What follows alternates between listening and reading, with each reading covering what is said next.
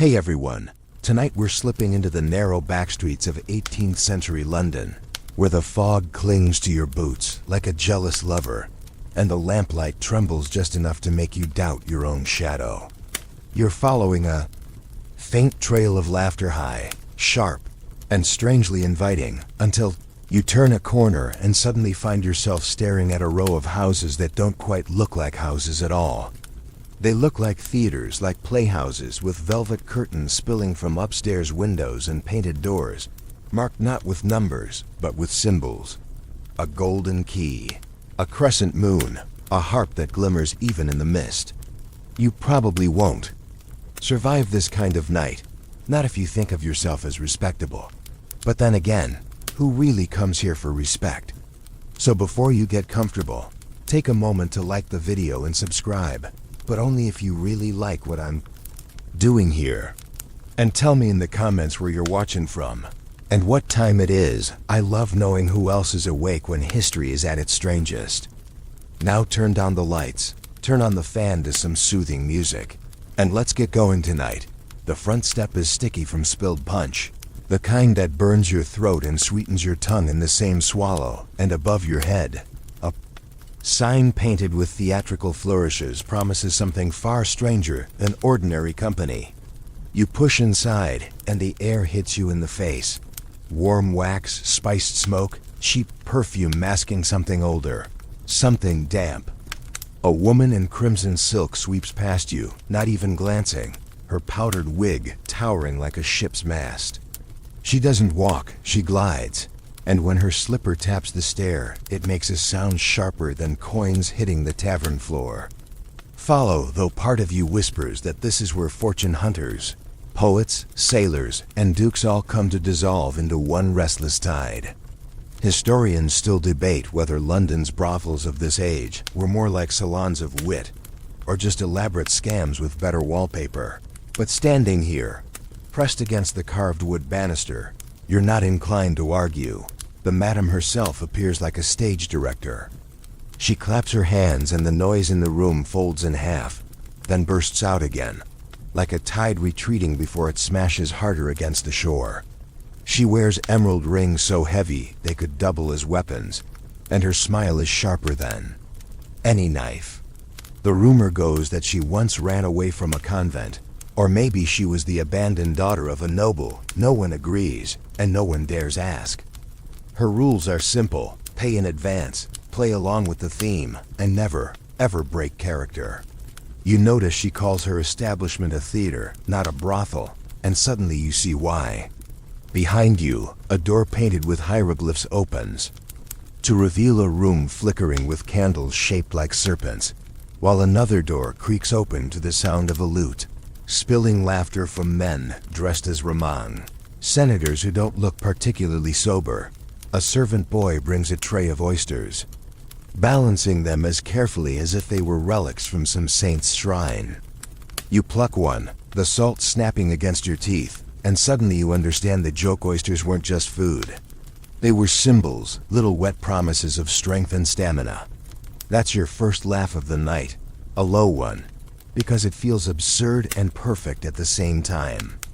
And speaking of absurd, someone beside you brags that they once spent a fortune just to stage a mock trial in one of these rooms, with everyone dressed as judges and jurors, while the defendant, of course, was innocence itself. The night deepens, and the crowd thickens. A clerk still smelling of ink sits shoulder to shoulder with a man whose coat buttons gleam with gold, and neither seems to care. The house hums like a beehive, and you realize you've stumbled into the one place in London where class can vanish behind a mask, and reputation can dissolve into laughter and smoke.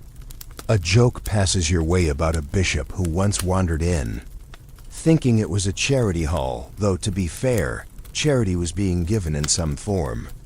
That's the second laugh of the night. You rub your fingers along the banister, sticky with wax drips, and glance up at the painted ceiling, where cherubs grin down at you with expressions that feel just a bit too knowing. Was it art, satire, or just another way to keep guests staring upward instead of at the worn floorboards? Historians still debate whether these decorations reflected genuine taste or cheap trickery.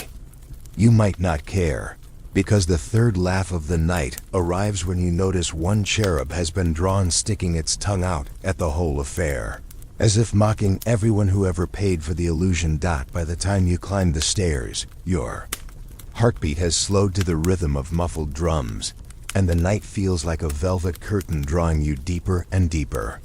You don't know if you're stepping into history or theater, sign or satire, but you do know one thing: the city outside may be full of law and order, but in here, it's all spectacle, all performance, all masks.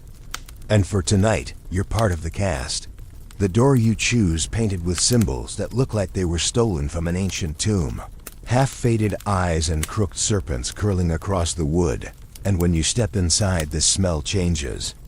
Instantly, it's muskier, heavy with resin smoke that makes you cough before you can stop yourself, though no one else seems to mind. You blink through the haze and realize the room has been designed to resemble an Egyptian burial chamber, or at least what an 18th century decorator thought an Egyptian burial chamber should look like, which is to say, plaster walls painted with clumsy hieroglyphs copied from a traveler's sketchbook, a sarcophagus doubling as a punch bowl, and gilded chairs shaped like jackals that creak alarmingly under the weight of drunken patrons. You laugh to yourself because one of the jackals seems to wink at you, though maybe it's the candlelight, and you remind yourself that Londoners paid dearly to sit here and pretend they were pharaohs, even if no one had the faintest clue what a pharaoh actually did for fun. Historians still debate whether this Egyptomania was about genuine fascination or just another excuse for excess. But tonight, in this room, you can't help but feel it's both. Across the chamber, a young man in powdered wig and badly adjusted toga is trying to impress two women dressed like Cleopatra, each of them with eyeliner so heavy it could leave marks on the furniture. His jokes are bad, something about pyramids having too many points, but the women laugh anyway, either out of courtesy or calculation, and you can't tell which. That's your first chuckle of the section, and you file it away with the memory of oysters downstairs. A servant passes with another tray, this one filled with figs and almonds, though they taste suspiciously of London markets rather than Nile harvests. You nibble anyway, because in this place authenticity isn't the point, it's theater, spectacle, the chance to dress up as someone you're not, or perhaps to take off the costume you've been forced to wear all day in the outside world. The walls are lined with candles stuck into clay pots, their wax dripping in lazy rivulets, and as you watch one pool of wax form a crooked river on the floor, you think of how much of history is really just wax and smoke melting, shifting, pretending to be solid when it isn't. A man in the corner suddenly bursts into recitation, spouting lines from Ovid, though in a thick accent that turns Venus into Venus, and the whole room shakes with laughter. Someone raises a glass to him, someone else tosses a coin, and you realize you're witnessing the strange marriage of scholarship and mischief that define much of these themed brothels. Enough learning to sound impressive, but never enough to be serious. And then another door opens, and you glimpse a second chamber, this one decorated like a medieval monastery, with walls painted to look like stone, candles shaped like crosses, and women dressed as nuns who clearly never took vows of silence. One of them is leading a mock procession, swinging a censer filled not with incense, but with tobacco smoke, and the men following her are giggling so hard they can barely keep in step. You laugh too, because the sight is ridiculous, and the absurdity is the second joke of the night. The nuns chant a hymn badly off-key, while one of them keeps sneaking sips from a flask tucked in her sleeve. And the effect is so surreal you can't decide whether you're in church or in a tavern. Historians still debate whether these themes were chosen to mock authority or simply to keep customers entertained. But standing here, you know the truth is probably somewhere in between. Irreverence makes for good business. A third room promises the grandeur of Rome, with marble columns that wobble if you lean too hard. and plaster busts of emperors that seem to glare down at the chaos. A mock gladiatorial contest is underway. Two men stripped to their shirts wrestling half-heartedly on a carpet, while women throw garlands of paper flowers at them. The crowd roars as if watching the Colosseum itself, though one of the wrestlers keeps slipping on spilled punch, and the whole affair looks more like slapstick comedy than Mortal Kombat. That's your third laugh, the loudest yet, and you almost choke on your drink as one man pretends to fall dead, only to rise dramatically when someone offers him another oyster dot.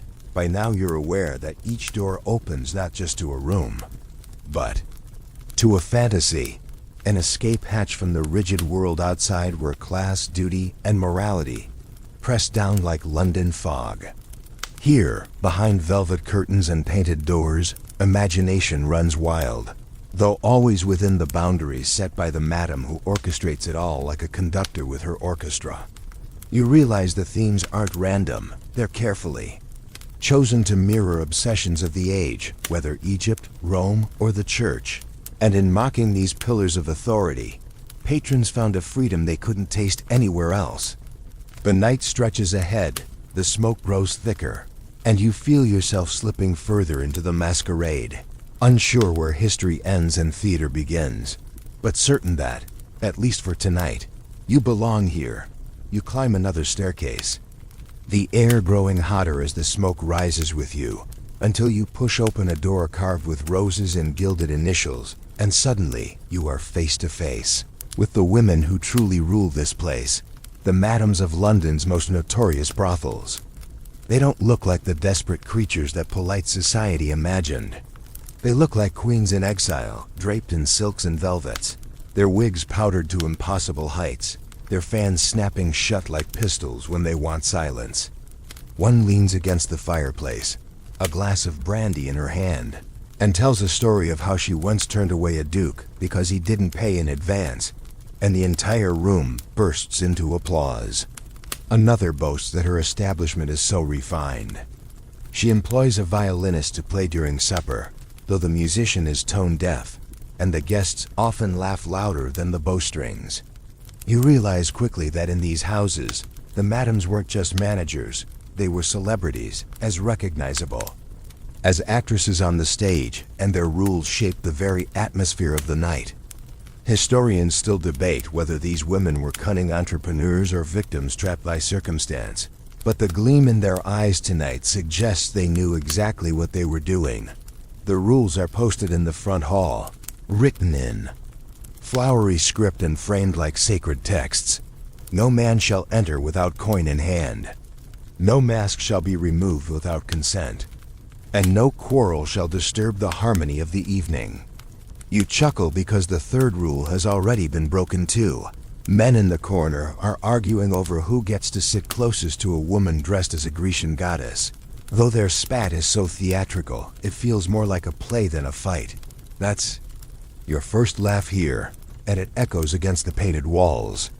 The madam swoops in like a hawk, places a hand on each man's shoulder, and whispers something sharp enough to cut through the noise. Within seconds, both are smiling again, as if nothing ever happened, and you can't help but marvel at her power. One story drifts through the room, retold with relish.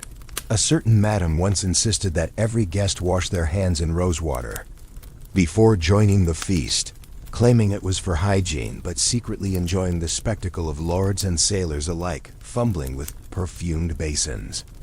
Another anecdote tells of a madam who decorated her parlor with portraits of philosophers, daring guests to make conversation about Socrates or Locke while half drunk, which of course never ended well. Your second laugh comes when you hear about a scholar who, trying to impress, began reciting Latin only to mix up his words and accidentally compare himself to a cabbage. The house roared with mirth, and the story is still told years later. The women running these establishments knew how to manipulate image. They cultivated eccentric reputations, spread rumors about their own exotic origins, even staged little scandals to keep their names in pamphlets and gossip sheets.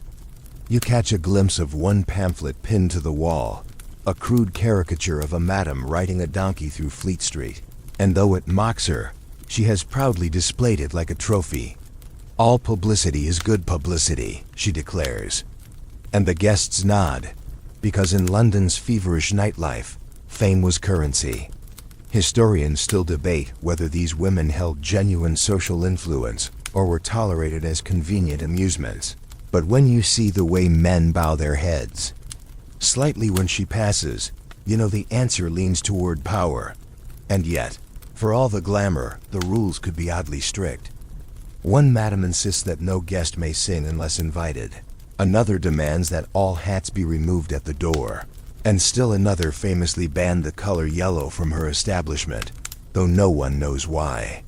Maybe she had a rival who favored it, or maybe she simply hated looking at it under candlelight. That's your third laugh of the night, because you can't help imagining a nobleman sneaking in wearing yellow stockings and being tossed out onto the street in the middle of the fog. The absurdity sits perfectly beside the decadence, as if the entire brothel were balancing on the edge of satire. You sip from a goblet past your way, the wine sharp on your tongue, and listen as one madam explains how she trains her staff not only in charm but in conversation, ensuring that guests leave with stories to tell as well as coins lighter in their purses.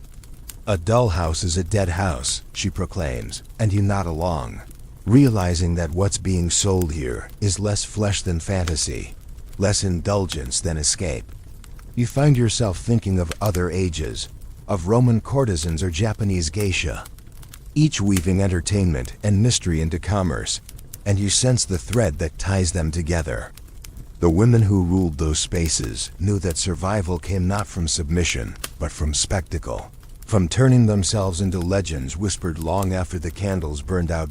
By the time you leave the chamber, the laughter still curling in your ears, you know you've met not just the guardians of these strange themed worlds, but the architects of them.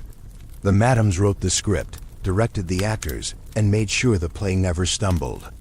And tonight, as the floorboards creak under your step and the hallway stretches forward like another stage, you carry their voices with you, sharp and amused, echoing into the smoky dark.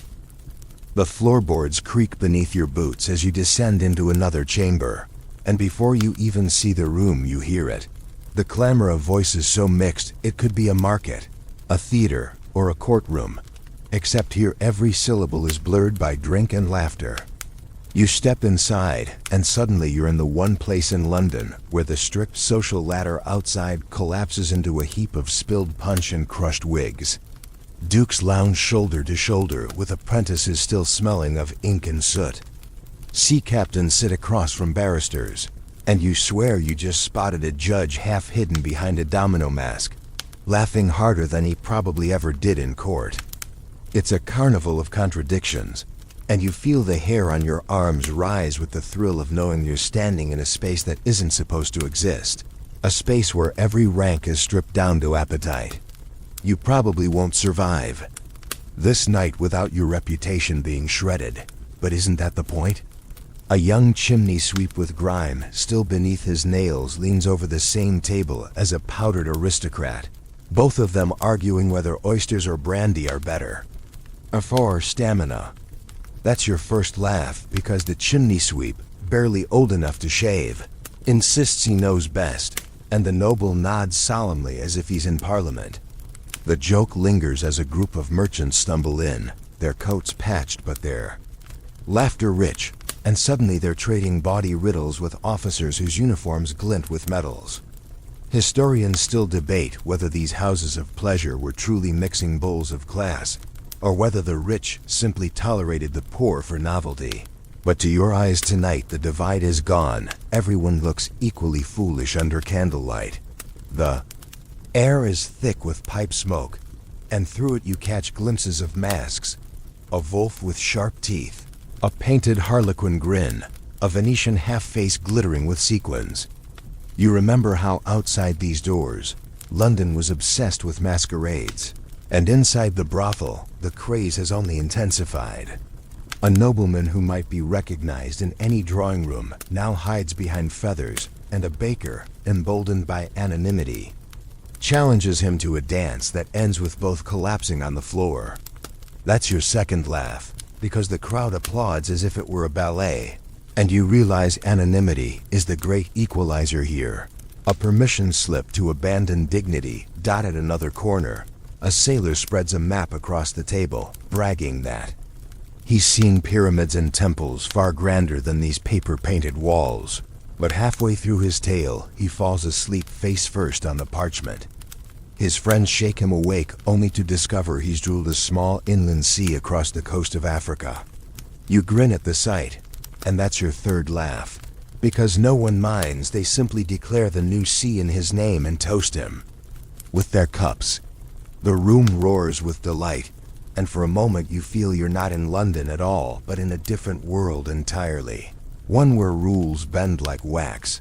You lean against the wall and notice the plaster cherubs painted above the door have been given masks too, their tiny faces half covered with streaks of black, as if even the saints wanted to join the party.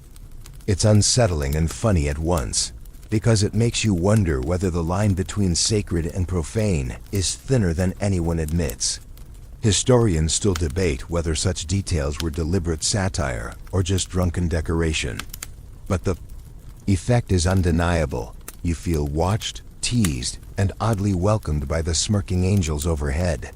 The heat in the room climbs higher as the crowd swells, and you hear scraps of accents from Scotland, Ireland, the West Indies, all colliding into one chorus of noise. London was a global city by the 18th century, its empire stretching outward, and here in this smoky chamber, the empire collapses inward, gathering into a stew of voices and faces that would never share a table outside these walls. It strikes you that this is why people came, not just for company but for the dizzying spectacle of difference compressed into one candlelit space. You sip your drink, strong and sour, and feel the edges of the room blur like the start of a dream. And then the madam enters again, her emerald rings catching the candlelight, and with a clap of her hands the noise softens, as if she has just conducted an orchestra into a softer movement. She smiles at you as though she knows every secret you've ever kept, then gestures toward another painted door, this one marked with a golden mask.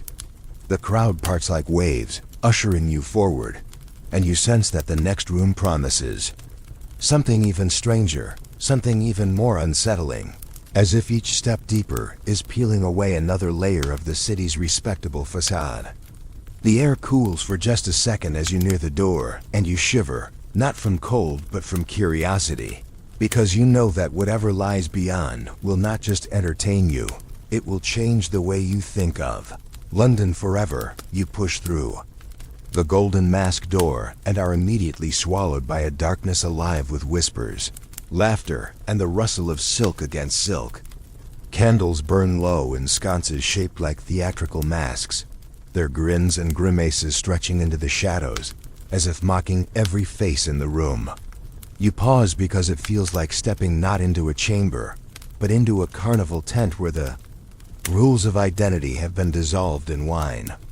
Masks of every shape and size tilt toward you, long-beaked plague doctors, painted devils, feathered harlequins, and for a dizzy moment you realize you cannot tell servant from lord, poet from pickpocket. It's thrilling and unnerving at once, like being invited into a secret society where the first rule is to forget who you are. You probably won't survive this masquerade with your dignity intact, but then again, that's why you came. A woman in a domino mask slips past you, her laughter trailing like perfume, and behind her staggers a man in a bishop's mitre, who seems to be balancing a cup of punch on the tip of his crozier. That's your first laugh here, because the crowd cheers him on as if it's some sacred ritual, and when the cup finally tips and splashes onto his robes, he bows solemnly like he's just finished a sermon. The room erupts, and for a second, you forget this is supposed to be scandalous. It feels more like farce. Historians still debate whether these masquerades were meant to parody church ritual, or simply to give everyone a chance to act ridiculous. But tonight the difference doesn't matter. All that matters is the roar of laughter and the relief of anonymity. You drift deeper and find a circle of masked dancers moving clumsily in time to a fiddler perched on a chair, his bow flying too fast for the tune. A man in a fox mask leads, tripping over his own boots, and a woman dressed as a queen scolds him in an accent so thick it could cut bread.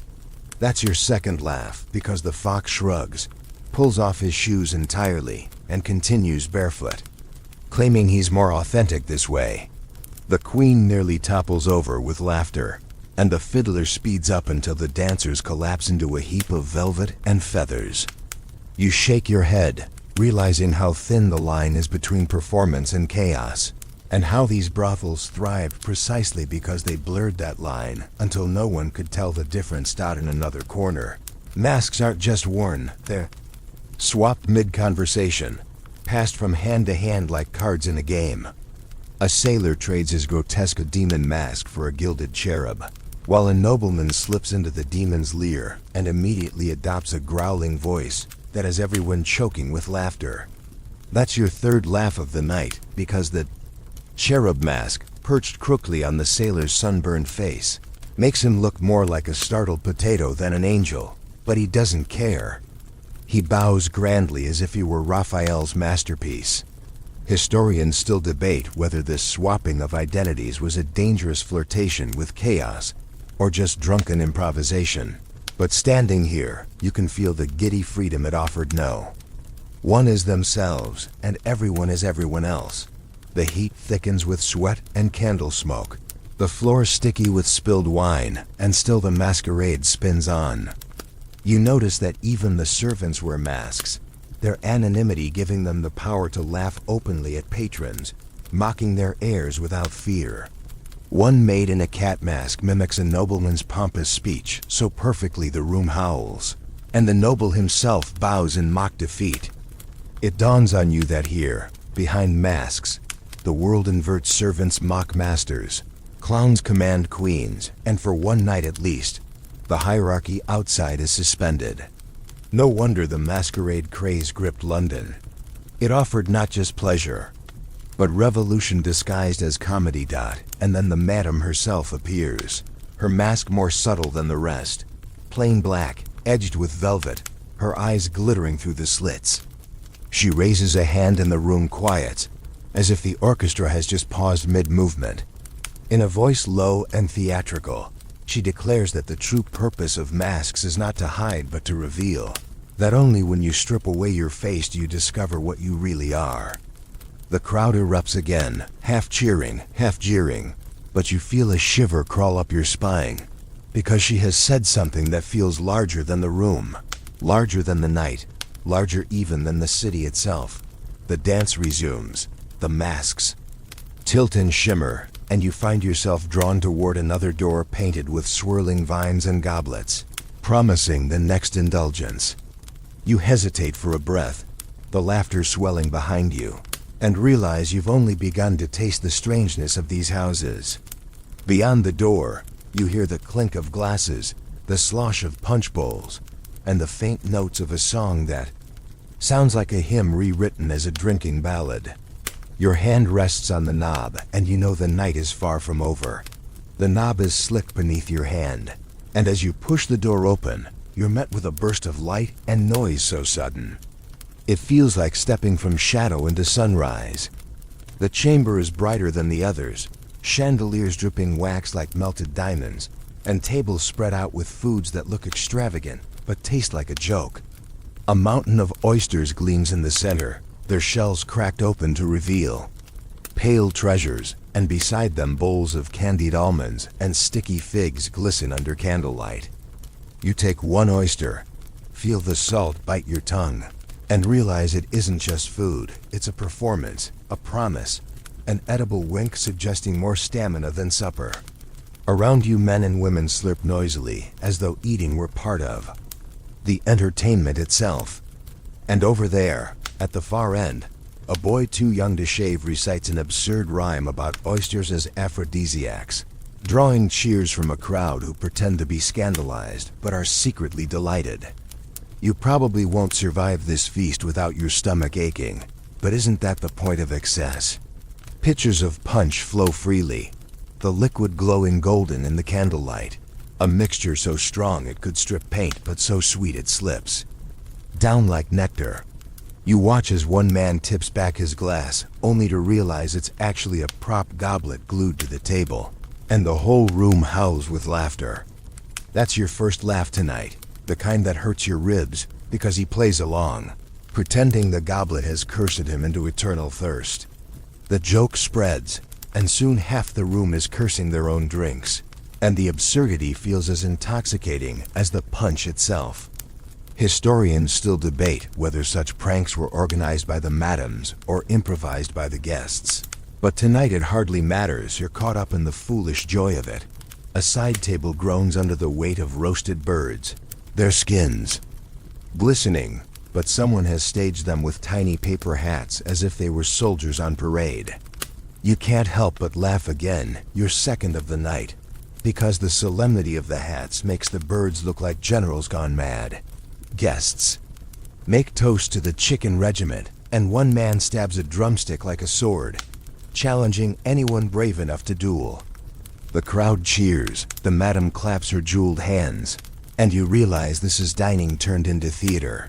Every bite another cue in the performance dot, and then, from a corner, a stage no larger than a card table bursts into life. Puppets dangle from strings, their painted faces grinning wickedly as they perform a miniature drama. But this isn't the children's puppet show you once saw in a village square. This is something far stranger. A tiny priest puppet preaches loudly while another puppet, dressed as a courtesan with feathers for hair, interrupts him at every line. The audience roars as the puppets tumble, fight, and kiss, and the fiddler provides music so frantic it barely keeps up. That's your third laugh, the loudest yet, because the whole show feels like a mirror of the room itself. Authority mocked, desire triumphant, and everything so exaggerated it becomes comedy. Historians still debate whether such risk puppet shows were satire or simply vulgarity disguised with wood and string. But here, with guests nearly falling off their chairs from laughter, the answer feels obvious: they were both. The entertainment doesn't stop there. A juggler wanders in balancing apples on the edge of his knife. A singer belts out verses that turn nursery rhymes into bawdy jokes. And someone even leads a mock trial with the roasted chickens as defendants accused of being too delicious. You shake your head, trying to catch your breath, because the sheer silliness is relentless, a kind of joy that feeds on itself. The air is sticky with smoke and sugar, your fingers glisten with grease, and you realize this was never about fine dining. It was about creating chaos you could consume. Somewhere in the middle of it, a debate breaks out about whether oysters truly are aphrodisiacs, and the argument is half serious, half farce. One guest claims he read it in Pliny, another insists it's a myth spread by fishmongers, and a third dramatically clutches his heart and declares he'll sacrifice himself to test the theory. The table shakes with laughter, and even you can't resist, because it's the kind of debate that will never end, yet feels endlessly entertaining. Historians still debate whether oysters were genuinely seen as medicine or just an excuse to indulge. But the way the room clings to the joke tonight, you know indulgence always wins. And then, as if the spectacle hasn't reached its peak, the madam raises her glass and announces a final act. The fiddler strikes a chord, the puppets bow, the juggler tosses one last apple into the punch bowl, and the crowd thunders with applause. You find yourself clapping too, your palms sticky, your cheeks sore from laughter, your head swimming with a mix of smoke, salt, sugar, and noise. The feast isn't just a meal, it's a carnival, a theater of taste and sound, where every bite and sip doubles as a joke, a dare, or a story you'll never forget. By the time you step back from the table, your stomach heavy and your throat raw from laughter, you can feel the night pulling you toward yet another door, this one painted with quills and ink, as if promising words sharper than knives. You hesitate, lick the last trace of salt from your lips, and push onward, ready for whatever satire or scandal waits next. The door painted with quills creaks open, and you step into a room that feels sharper than the rest. The air tinged not with perfume or roast, but with ink and paper, as though scandal itself had a scent. Pamphlets litter the tables, caricatures pinned to the walls glare down at you, and the laughter here has an edge like blades flashing in candlelight. You probably won't survive this chamber with your reputation intact, because every whisper is a rumor, every joke a dagger, and every pamphlet a public execution in print. A guest snatches one sheet and waves it like a flag on the page. A grotesque drawing shows a nobleman tripping over his own wig, while a courtesan rides him piggyback, and the crowd howls until wine spills across the floor. That's your first laugh of the night, because the nobleman standing 3 feet away pretends not to notice, though his ears glow red beneath his powdered wig. Historians still debate whether such brothel satire was political commentary or simply gossip with ink stains. But in this moment, it feels like both. You notice a table in the corner, where a man in spectacles reads aloud from a pamphlet lampooning the Prime Minister, replacing every serious speech with nonsense about geese and chamber pots. The crowd leans in, roaring with each line, and the man bows as if he were an actor on Drury Lane. That's your second laugh, the kind that shakes your shoulders, because it's absurd and dangerous at once. These words could ruin a man's career, yet here they're delivered between bites of candied almonds.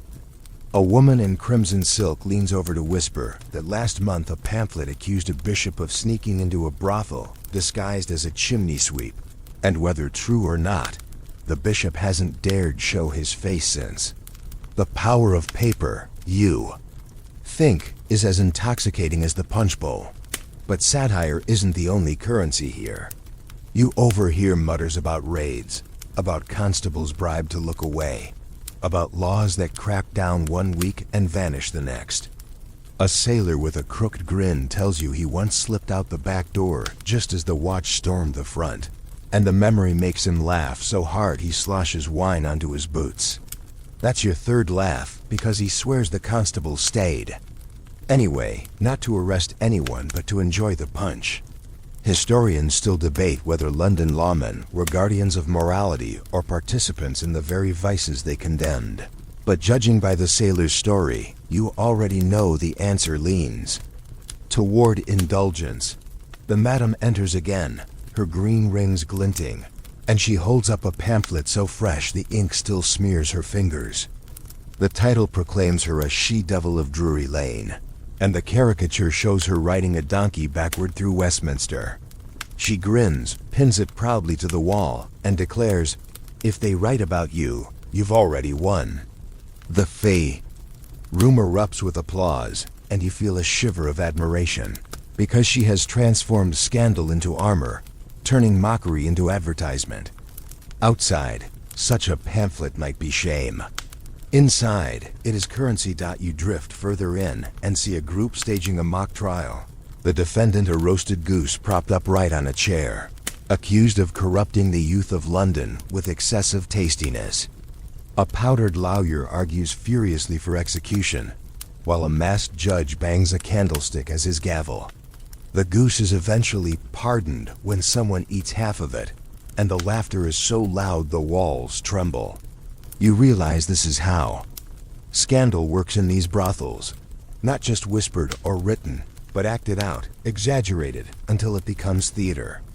Historians still debate whether such antics shaped public opinion or simply entertained the already converted. But when you hear guests repeating the jokes word for word, you sense how quickly stories could spill into the streets.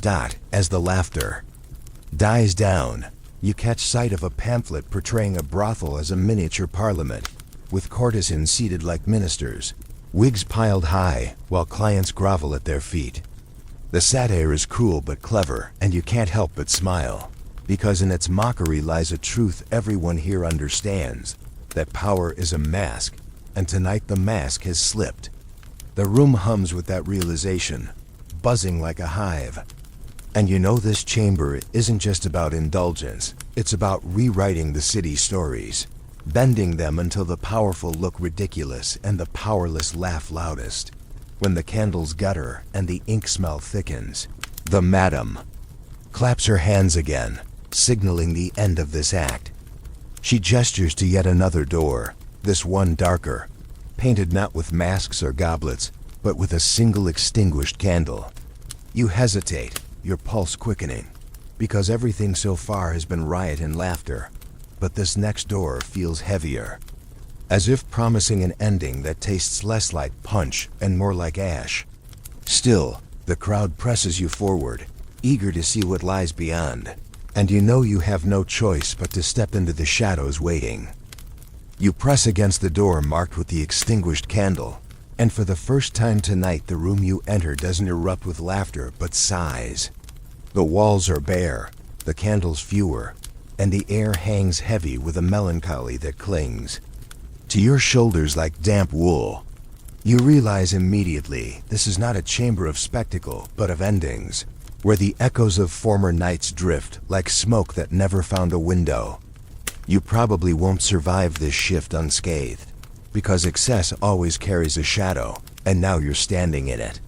A handful of guests linger here, not masked or laughing but quiet, sipping their wine as though it tastes more like medicine than pleasure. One man mutters that the glory days have passed, that the themes feel stale, that London's appetite has shifted toward new entertainments.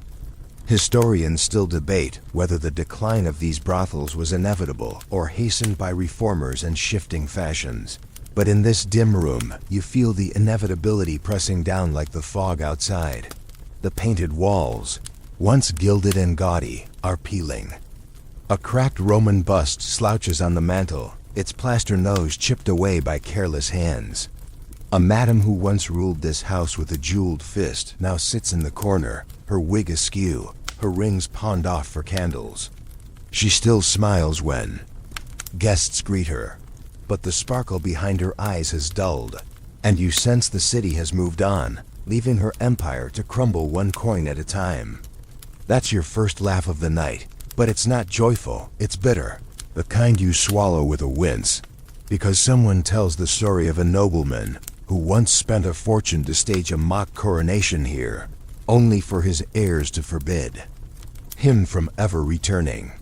The irony tastes sharp, and it makes you wonder how many reputations were burned to embers in rooms like this. You walk further and find a guest recounting how pamphlets once celebrated these brothels as theaters of wit, but now the very same presses condemn them as dens of corruption. He shakes his head, muttering that London is fickle, always hungry for novelty, always eager to turn yesterday's indulgence into today's scandal. That's your second laugh, dry and cracked, when another man adds that the pamphleteers were probably just writing from the same seats they now condemn. The hypocrisy is so blatant, it almost feels like another performance, but one played to an audience that has stopped clapping. The air grows colder, and you think of the reforms gathering outside these doors, the sermons railing from pulpits, the societies forming to clean the streets, the lawmakers who one night dined in these chambers and the next morning voted to erase them. You picture the masquerade masks gathering dust, the puppet strings frayed, the oysters unsold at market, and it strikes you that the decline isn't just about morality, but about taste. Londoners have found new amusements, coffee houses, pleasure, gardens, theaters that offer scandal without quite so much danger. These brothels, once the cutting edge of novelty, now look tired, like costumes worn too long at a masquerade. You notice a portrait on the wall, half torn, showing the madam in her youth, regal in silks, a fan in her hand and a smirk that dared the city to laugh. The paint flakes now, and her eyes seem to fade with every draft of air. You think of all the women who built these empires, who turned ridicule into currency and scandal into fame.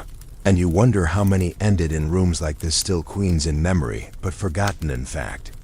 That's your third laugh, softer this time, because someone at the table tells you the madam once banned the color yellow, and now the only candle still burning in the room drips wax the exact shade she hated.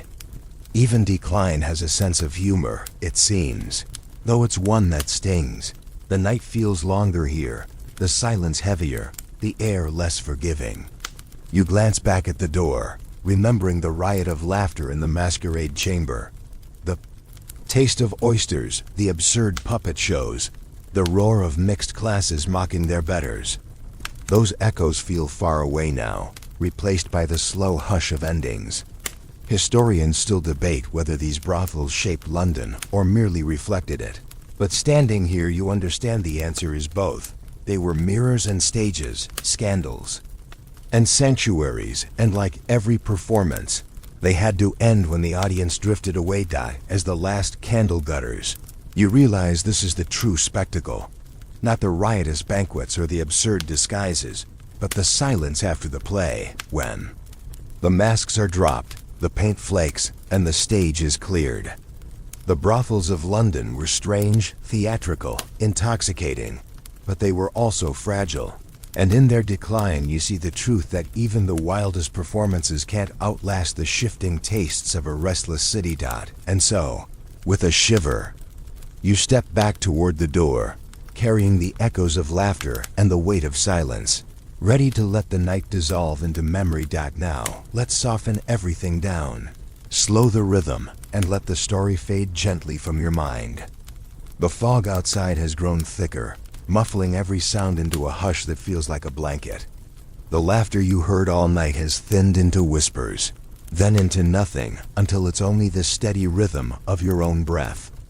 The streets of London are empty now, the candlelight behind the windows gone, and the strange brothels with their painted doors have drifted into shadows. You're walking slower, lighter, as though even your footsteps are dissolving. Every detail, the oysters, the puppets, the masks melts into a soft blur, leaving only the warmth of knowing you were there. And as the city sinks into sleep, so do you, carried by the quiet tide of night, until the last sound you hear is silence itself, folding you gently into rest. End of script. Good night.